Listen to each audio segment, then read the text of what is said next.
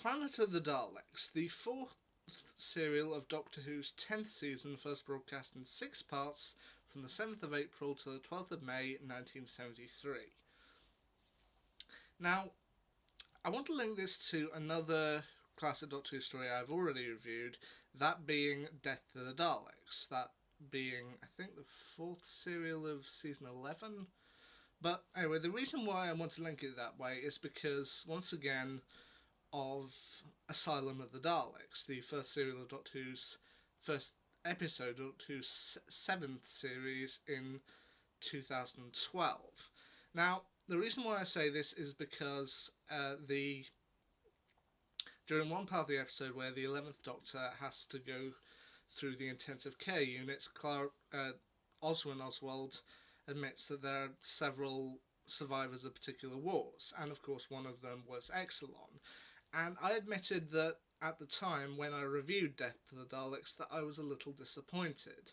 I mean, these are Daleks that supposedly ended up in the Dalek Asylum in intensive care because of the Doctor, so I kind of expected a little bit more.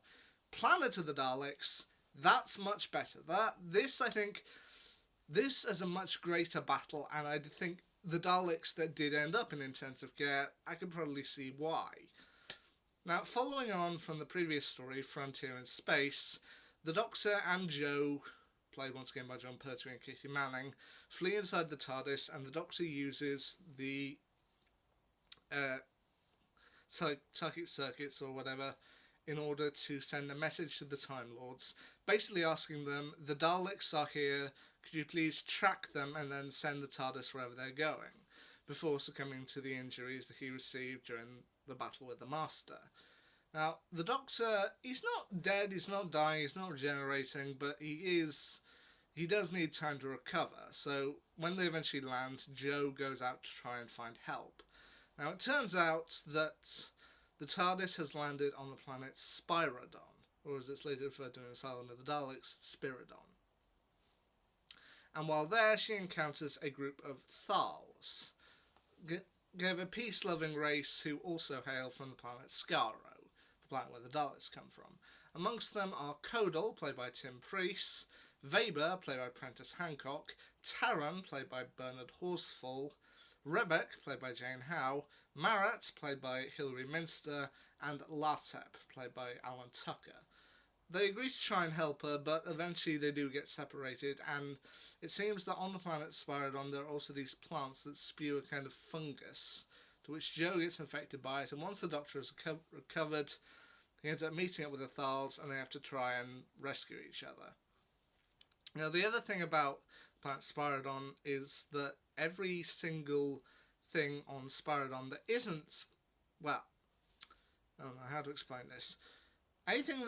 Everything that hails from Spiridon, every living creature, is invisible. And they soon find that the Daleks are there, and while it's at first assumed that the Daleks want to try and experiment on the Spiridons in order to experiment with invisibility, which, in fairness, they are kind of doing, they also find out that the Daleks have something much more sinister lined up there. Not only are they experimenting on the Spiridons to gain invisibility, but they also have, buried in the caverns below, an army of about 10,000 Daleks. Now, the thing about Spiridon is that they have a liquid on their planet, similar to water, but they have ice volcanoes. Basically, molten ice, which in this world would just be water, but here it's so cold it could literally kill anything. But kept frozen in the depths below is the army of Daleks, and they're maintaining it via a refrigeration unit as sort of suspended animation. Even partway through the story, when the Thals plan to use their explosives to blow up the refrigeration unit, the Doctor tells them, no, don't do that. Well, why not? Well, because that refrigeration unit is keeping everything cold, keeping the Daleks in suspended animation. If you blow it up, then we've got 10,000 Daleks on our hands. Good point. Now, I was watching this once again with a few family members, and there was one thing that was crossing my mind at the time, but that was actually sort of settled by this story for me. and that I had it going through my head that in the modern era of Doctor Who, the Daleks are voiced by Nicholas Briggs. I mean, he's a great guy. I mean, he's been doing the voices of the Daleks, Cybermen, and others for the last 15 years or so. He's gotten good at it. But there was something in the back of my mind that thought, well, what are they going to do when Nicholas Briggs decides he eventually wants to retire? Well, what are they going to do about it? But the thing that soothed me with this story was that the Daleks here are voiced by Michael Wisher and Roy Skelton, and they actually do sound pretty good. I mean, throughout the classic series, the Daleks with their voices, they can be good, they can be bad, but here the Daleks actually sound pretty good, which actually suits me a bit because while one of my family members said, yeah, maybe one day, but I don't think he'll stop doing it for a while. I mean, if he's in charge of Big Finish, why not do the voices of the Daleks on the show as well? Which, yeah. But with Michael Wisher and Roy Skelton doing the voices of the Daleks in the 70s and actually sounding pretty good, it does reassure me that if when Nicholas Briggs does decide to step down, that they can find someone who could do a pretty good job as well. It's not just reliant on one person. Yeah. Now, one of the Spiridons that Jo ends up coming across is one named Wester, who, after she gets infected with a fungus, he kind of helps to heal her and helps her get back to the others. And it's a nice little scene. And ultimately, the Daleks have a three-pronged attack. One, they want to experiment on the Spiridons to experiment with invisibility. Two, they want to wake their army of Daleks far below the surface. And three, they also want to create a virus, or a kind of a viral fungus, that anyone who's not been vaccinated against it will essentially be killed by it. Meaning they can use the planet of Spiridon as basically a lab to continue their experiments. Which, yeah, on by today is a little bit heavy-handed, but you know what? Yeah. And I could definitely understand from this why some Daleks from the survivors of this would end up in the asylum. I mean, even Wester has a pretty dramatic death. I mean, he does manage to help the Doctor and the Thals and Jo as much as he can, and when he comes to eventual death, i.e. exposing Daleks to the toxin that they've been creating, it's sad to see him go, but at the same time, it's quite brilliant how he does it. He exposes the Daleks to the toxin, but the Daleks who are in the room with the toxin have been vaccinated against it, i.e. they're now immune to it, except all the other Daleks aren't. Basically, they can't let it out of the room, and they can't open the door to get out. So they're basically stuck there.